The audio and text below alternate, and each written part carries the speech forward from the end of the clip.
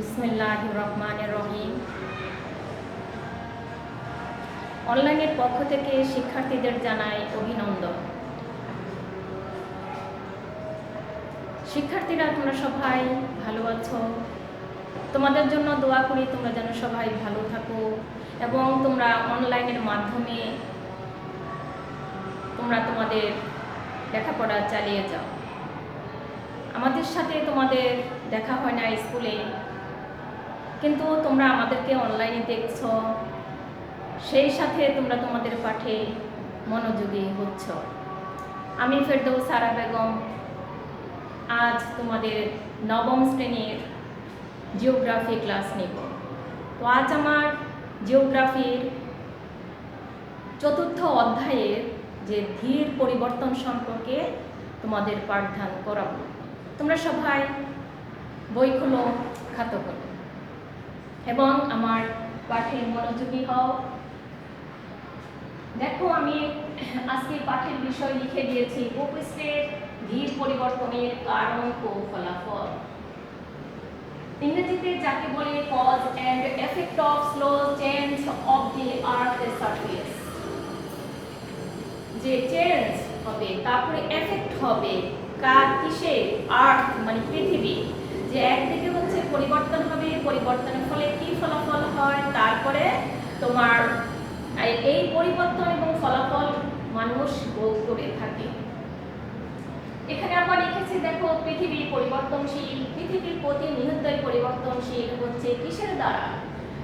বৃষ্টিপাত, বায়ু প্রবাহ, ভূমিকম্প, অগ্নি উৎপাত, তারপরে তোমার রোধের দ্বারা, হিমবাহ দ্বারা, তুষারপাতের দ্বারা, বনাঞ্চল উজাড়ের দ্বারা, পাহাড় ধসে পড়ে, সেই জন্য প্রতিনিয়ত হচ্ছে ভূপৃষ্ঠ ইত্যাদি কারণে পরিবর্তনশীল। আচ্ছা, এই পরিবর্তনটাকে আবার দুই ভাগে ভাগ করা হয়েছিল, একটা হচ্ছে আকস্মিক আর একটা হচ্ছে ধীর পরিবর্তন। আজকে তোমাদেরকে আমি ধীর পরিবর্তন সম্পর্কে পাঠদান করাবো।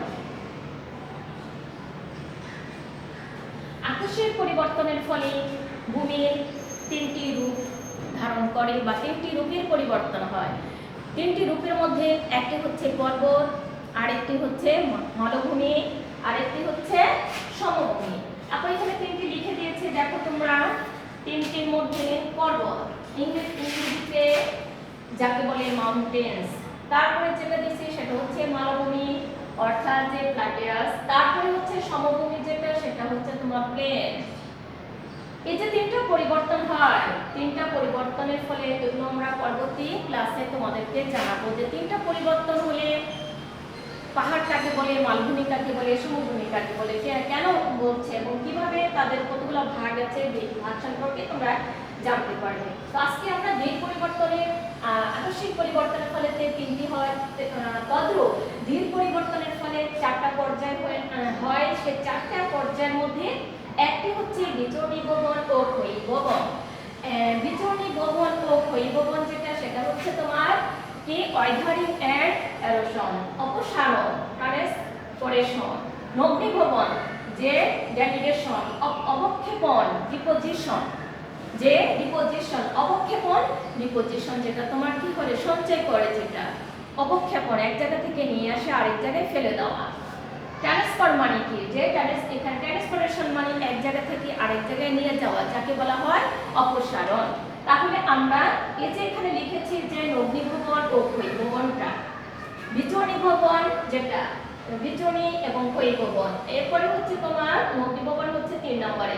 এখন বিচরণীভবন ও ক্ষয়ীভবনটা তোমরা জানো। বিচরণীভবন শিলা রাশি কোনো কারণবশত বা শিলার কোনো কারণবশত, কারণগুলি হচ্ছে কি? তুমি শোনো, বায়ু, তোমরা শোনো, বায়ু প্রবাহ, তারপরে বৃষ্টিপাত, হিমবাহ, একটু আগে দিয়ে সেই কথাগুলি বলেছি, তুষারপাত, হিমবাহ, তারপরে তোমার বায়ু প্রবাহ, তারপরে তোমার সমুদ্র স্রোত, বন্যা ইত্যাদির কারণে শিলারাশির যে চূর্ণ বিচীর্ণ হয়ে যায়, ওই চূর্ণ বিচীর্ণ হওয়াকে বলা হয় তোমার বিচরণীভবন। আর এই চূর্ণ বিচীর্ণ হওয়ার পরে সেগুলি এক জায়গা থেকে আরেক জায়গা আস্তে আস্তে যেটা প্রবাহিতর মাধ্যমে তোমার কি হয়? ক্ষয়প্রাপ্ত হয়, তাকে বলা হয় ক্ষয়ীভবন। তাহলে বিচরণীভবন আগে হবে, বিচরণীভবনের পরে হবে ক্ষয়ীভবন। এরপরে হচ্ছে তোমার অপসারণ। এই অপসারণ হচ্ছে তোমার বিচূর্ণীভবন, যে তোমার শিলা রাশিগুলির চূর্ণ বিচূর্ণ হওয়ার পরে ওই শিলা রাশিগুলি বাতাসের সাহায্যে সেগুলোকে এক জায়গা থেকে আরেক জায়গায় স্থানান্তরিত হওয়াকেই বলা হয় অপসারণ। তারপরে হচ্ছে নগ্নীভবন। নগ্নীভবন হচ্ছে তোমার নদীর প্রবাহের কারণে, পার্শ্ববর্তী চাপের কারণে, বায়ু প্রবাহের কারণে, অতিরিক্ত খরার কারণে যে শিলা রাশি কি হয়, যে বিবর্ণ হয়ে যায়, চূর্ণ বিচ্ছিন্ন হওয়ার পরে সেগুলো অপসারিত হতে হতে সেগুলোকে দেখতে বিবর্ণ অবস্থায় দেখা যায়, আঁকাবাঁকা হয়, নগ্ন, খারাপ লাগে দেখতে, তাকে বলা হয় নগ্নীভবন। এরপরে হচ্ছে অবক্ষেপণ। অবক্ষেপণ হচ্ছে তোমার কোনো কারণবশতই যে কোনো কারণ, বিশেষ করে বায়ু প্রবাহ, সমুদ্র স্রোত বা নদীর পার্শ্ববর্তী চাপের কারণে যখন দেখা যাচ্ছে যে শিলারাশিগুলো বেশি দূর যেতে পারে না, এক জায়গা থেকে আরেক জায়গায় তোমার প্রবাহিত হতে পারে না, ওইখানে সেগুলো অপসারিত হয়ে সেগুলো ভূমির সৃষ্টি করে, ভূমির রূপের পরিবর্তন আসে, সেগুলোকে বলা হয় অবক্ষেপণ। অবক্ষেপণ অর্থাৎ ওখানে এক জায়গা থেকে এনে জমা করতে একটা ভূমির রূপ নিয়ে যায়, এই ভূমির রূপ নেয় বিধায় একে বলা হয় অবক্ষেপণ। এখন আজ আমি তোমাদেরকে এখানে এই চারটি সম্পর্কে পাঠ করাবো। এই চারটির মধ্যে বিশেষ করে অবক্ষেপণটাও তোমার হয় নদীর কাজের সময়, অবক্ষেপণটা হয় নদীর কাজ যখন চলে তখনই বেশি অবক্ষেপণটা হয়ে থাকে। যে এরপরে তোমার মরুভূমিতে অবক্ষেপণ হয়, সেখানে গাছগাছরা থাকে না, তারপরে তোমার বায়ু প্রবাহ শুধু থাকে, জনগণ থাকে না, বালিময় স্থান, সেখানের বালিগুলো এক জায়গা থেকে আরেক জায়গায় অপসারিত হতে হতে হতে হতে তখন সেখানে কি হয়, যে ভূমির পরিবর্তন, সেখানে ভূমির রূপের ধারণ করে, ভূমির রূপ নেয়, আর ভূমির রূপ নেওয়ার পরে সেটাকে এক এক সময় এক একটা ভূমির নামকরণ করা হয়, সেটা হয় কাজ হচ্ছে অবক্ষেপণের কারণে। তাহলে আজ আমি তোমাদেরকে শিলারাশি আমাদের যে চূর্ণ বিচ্ছিন্ন হওয়ার পরে বা শিলারাশি পরিবর্তনের পরে যে চারটি পর্যায় হয়, এই চারটি পর্যায় সম্পর্কে আমি তোমাদেরকে আরেকটু জানিয়ে দিচ্ছি, তোমরা মনোযোগ দিয়ে শোনো। চূর্ণ বিচ্ছিন্ন বলেছি, সেটা হচ্ছে বায়ু প্রবাহ, সমুদ্র স্রোত, তারপরে হিমবাহ দ্বারা, তুষারপাতের দ্বারা, এগুলির কারণে তোমার হয়ে থাকে। আর অপসারণটাও সেটা হচ্ছে তোমার সমুদ্র স্রোত, বায়ু প্রবাহ, তারপরে তোমার হিমবাহের কারণে সেসব শক্তির দ্বারা চূর্ণ বিচ্ছিন্ন হওয়ার পরে পদার্থগুলো স্থানান্তরিত হয়। এরপর নগ্নীভবন তাপা বলেছি, নগ্ন অবস্থায় যখন থাকে সেটাকে নগ্নীভবন বলে। অবক্ষেপণটা তো বলেছি এক জায়গা থেকে আরেক জায়গায় গিয়ে জমা হয়। বায়ু প্রবাহ, বিশেষ করে এই আমরা অবক্ষেপণের কাজটা দেখতে পাওয়া যায় সৌদি আরবে, তারপরে তুরস্কতে, তারপরে তোমার দেখতে পাওয়া যায় এই মরু অঞ্চল, যেখানে মোট কথা মরু অঞ্চলে আমরা এই ধরনের অবক্ষেপণের কাজটা বেশি পেয়ে থাকি। এখন এই যে তোমার পরিবর্তনটা হচ্ছে, এই তিনটা চারটা, এগুলো হচ্ছে তোমার পরিবর্তনের প্রধান কারণ। বায়ু প্রবাহ, সমুদ্র স্রোত, বৃষ্টিপাত, তারপরে হিমবাহ, আর এগুলির দ্বারাই ক্ষয়প্রাপ্ত হয়ে তোমার ভূমির পরিবর্তন আসে। এখন বায়ুর কাজ, বায়ুতে কি থাকে? অক্সিজেন থাকে, নাইট্রোজেন থাকে, কার্বন ডাই অক্সাইড থাকে, জলীয় বাষ্প থাকে ইত্যাদি। রাসায়নিক প্রক্রিয়ার পরে কি হয় যে তোমার এই চূর্ণ বিচ্ছিন্ন হয়ে যায়, ক্ষয়প্রাপ্ত হয়ে যায়। বায়ুর কার্যগুলি আগে বলেছি মরুভূমিতে দেখা যায়, এবং যেখানে তোমার বায়ু প্রবাহটা বেশি হয়, কোথায় শুষ্কময় অঞ্চলে বায়ু প্রবাহটা বেশি হয়ে থাকে, যে বায়ু কি হয়ে থাকে, যে হালকা হয়ে উপরে উঠে যায়, তখন সেখানে কি হচ্ছে, বায়ুতে নিম্নচাপের সৃষ্টি হয়। আর এই পরিবর্তনটা আবার তোমার কি হচ্ছে, যে বরফ অঞ্চলে বেশি দেখা যায়। বরফ অঞ্চলে বরফগুলো যখন শিথিল হয়ে যায় বা তোমার পাহাড় শিলার মধ্যে কোনো ফাটলের অংশ দিয়ে ঢুকে যাওয়ার পরে তখন সেখানে কি হচ্ছে, আবার বরফে পরিণত হয়ে পার্শ্ববর্তী চাপের সৃষ্টি হয়। পার্শ্ববর্তী চাপের সৃষ্টি হওয়ার পরে সেখানে তোমার শিলাগুলো সংকুচিত হয় এবং সেখানে চূর্ণ বিচ্ছিন্ন বিচ্ছিন্ন হয়ে যায়, কোনো কোনো সময় দোষে যায়, দোষে গিয়ে সেগুলো আবার কি হচ্ছে যে স্থানান্তর হয়।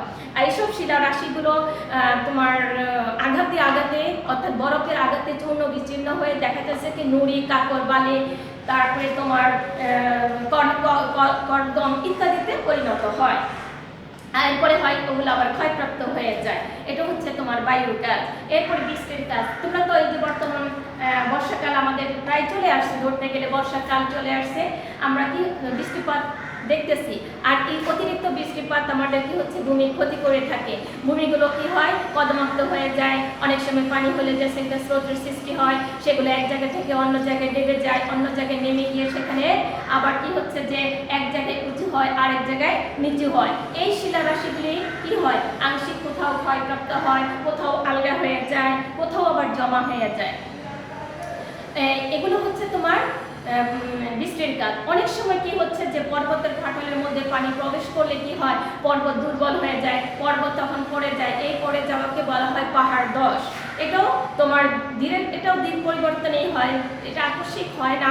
আবার তোমার আকস্মিক বলা যাবে না, পাহাড় ধসে পড়াটাকে আকস্মিক বলা যাবে না। পাহাড় যখনই দুর্বল হয়ে যাবে তখনই পাহাড় পড়ে যাবে। আর এই দুর্বলতার জন্য কি হচ্ছে দায়ী অনেক সময় মানুষ থাকে। মানুষ কি করে পর্বতের গার্থগুলোকে তারা কেটে কেটে জুম চাষ করে বসবাসের জন্য তারা জায়গা করে থাকে। তাহলে আমরা জানি যে জায়গা এবং বসবাস করলে আমাদের সেখানে কি হয়ে থাকে যে বসবাস করে আমরা একদিকে আমাদের সুবিধা করছি, আরেকদিকে আমরা প্রকৃতির ক্ষতি করছি, অর্থাৎ আমরা মাটির ভূপৃষ্ঠের ক্ষতি করতেছি। হিমবাহ তোমাদেরকে তো বলেছি হিমবাহ দ্বারা কিন্তু আমাদের শিলারাশির ক্ষতি হয়ে থাকে। শিলারাশিগুলো চূর্ণ বিচ্ছিন্ন হয় তোমার হিমবাহ কারণে। হিমবাহ যখন পর্বতের ঘাট বেয়ে নিচের দিকে যখন আসে তখন মাধ্যাকর্ষণ শক্তির প্রভাবে সে নিচের দিকে ধাবিত হয়। নিচের দিকে যখন সে ধাবিত হয় তখন সে তা কি হয় পার্শ্ব ধাবিত হওয়ার পরে পার্শ্ববর্তী সাইডেও কিন্তু আঘাতপ্রাপ্ত হয়ে সেই শিলারাশিগুলো কি হচ্ছে শিলা তোমার দুর্বল হয়ে যায়, পার্শ্ব শিলা স্তরগুলো দুর্বল হয়ে যায়। দুর্বল হয়ে গিয়ে সেগুলো আবার কি হয় ধসে যায়, সেটা চূর্ণ বিচ্ছিন্ন হয়ে যায়।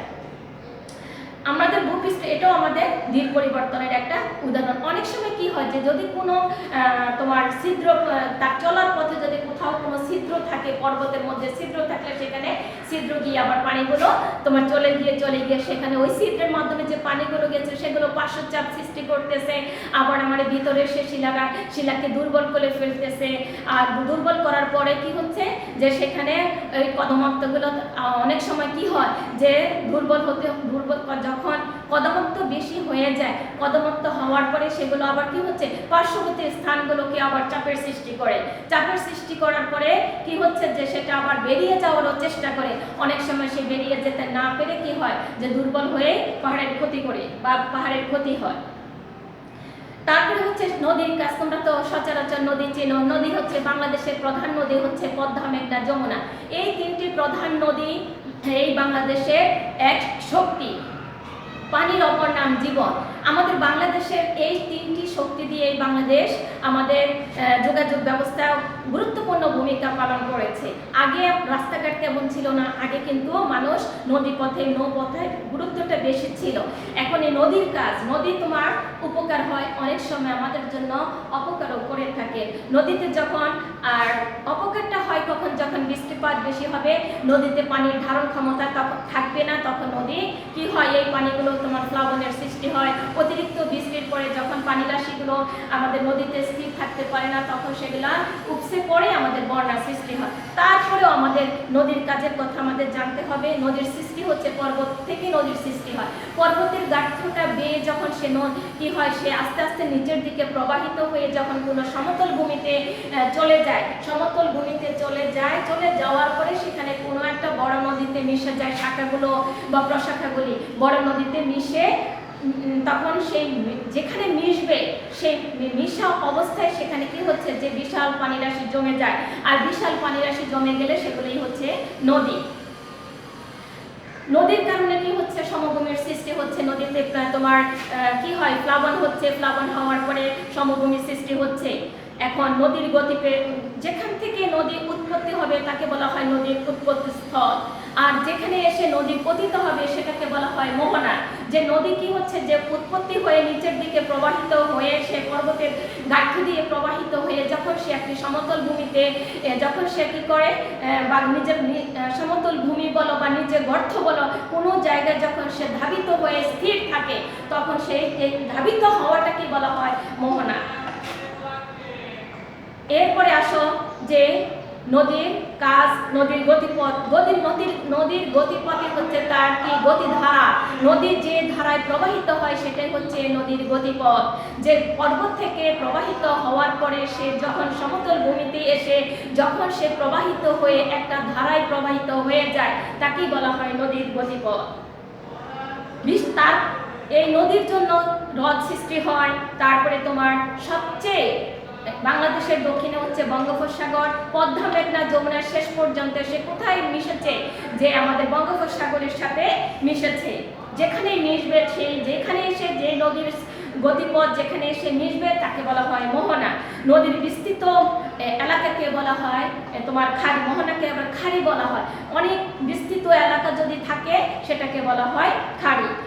দুটি নদীর মধ্যবর্তী স্থানকে বলা হয় দোয়া। তারপরে হচ্ছে উপনদী, যে উপনদী হচ্ছে তোমার কোনো নদী এসে যদি তোমার কোনো নদী ছোটোখাটো নদী যদি এসে তোমার বড় নদীর সাথে মিশে, তখন সেটাকে বলা হয় যে উপনদী। যেমন করতোয়া, তিস্তা, এই দুটো হচ্ছে তোমার যমুনার উপনদী। যমুনার সৃষ্টি হচ্ছে এবং যমুনাতে এসে ওই দুটি শাখা এসে মিশে গেছে। শাখা নদী, মূল নদী থেকে যেটা প্রবাহিত হয়ে তোমার আরেকটি শাখা তো সৃষ্টি হয়। যে মূল নদীর থেকে যদি তোমার একটি শাখা তোমার সৃষ্টি হয়ে অন্যদিকে ধাবিত হয় বা অন্যদিকে গতিপথ নেই, তাকে বলা হয় শাখা নদী। বাংলাদেশের শাখা নদীগুলো হচ্ছে কুমার, গড়াই, মনে রাখবে তোমরা। নদীর উপত্যকা, নদীর উপত্যকা যে খাতের মধ্য দিয়ে নদী প্রবাহিত হয় তাকে বলা হয় নদীর উপত্যকা। যে খাতের মধ্য দিয়ে প্রবাহিত হয় ওই সেই খাতকেই বলা হয় উপত্যকা। নদীর গর্ভ, যেখানে পানি স্থির থাকে। তারপরে হচ্ছে নদীর অববাহিকা, উৎপত্তি স্থান থেকে শাখা প্রশাখার মধ্যে বিস্তৃত অঞ্চলকে নদী প্রবাহিত হয়ে সমুদ্রে বা নদী পতিত হওয়াকে ওই অঞ্চলকে বলা হয় নদীর অববাহিকা। অর্থাৎ তুমি নদী যেখানে এসে মিশে যাচ্ছে, মিশে যাওয়ার আগের যে জায়গাটা বিস্তৃতি অঞ্চল বিস্তৃতি যে অংশটা, সেই অংশটাকেই বলা হয় অববাহিকা। এখন নদীর গতিপথ, যে নদীর গতিপথ সম্পর্কে তোমরা জানো। নদীর গতিপথ কয়টি? নদীর গতিপথ হচ্ছে 3টি। নদীর গতিপথ আপা এখানে লিখে দিচ্ছি, দেখো এখানে নদীর গতিপথ কয়টি মনে রাখবা। নদীর গতিপথ বা অবস্থান, নদীর গতিপথ হ্যাঁ দেখো এখানে নদীর গতিপথ বা অবস্থা। আচ্ছা, এখন এই নদীর গতিপথ অবস্থা হচ্ছে তোমার 3টি পর্যায়। কয়টি পর্যায় মনে রাখবা? বা 3টি পর্যায়। এখন একটি পর্যায় হচ্ছে কি মধ্যগতি। হ্যাঁ, যেমন এখানে লিখে নাও, যেমন একটি হচ্ছে তোমার ঊর্ধ্বগতিটা আগে লিখো। ঊর্ধ্বগতি 1 নম্বরে হচ্ছে ঊর্ধ্বগতি। কোন গতি? ঊর্ধ্বগতি। ঊর্ধ্বগতিকে বলা হয় তোমার ইয়ুথ স্পেস। কি বলা হয়? যে UTH, ইউথফুল স্পেস, এটাকে বলা হয় ইউথফুল স্পেস। তারপরে হচ্ছে ইউথফুল স্পেস, ঊর্ধ্বগতি। তারপরে হচ্ছে 2 নম্বরে হচ্ছে তোমার মধ্যগতি। 2 নম্বরে হচ্ছে মধ্যগতি। মধ্যগতিকে বলা হয় মিডল স্পেস।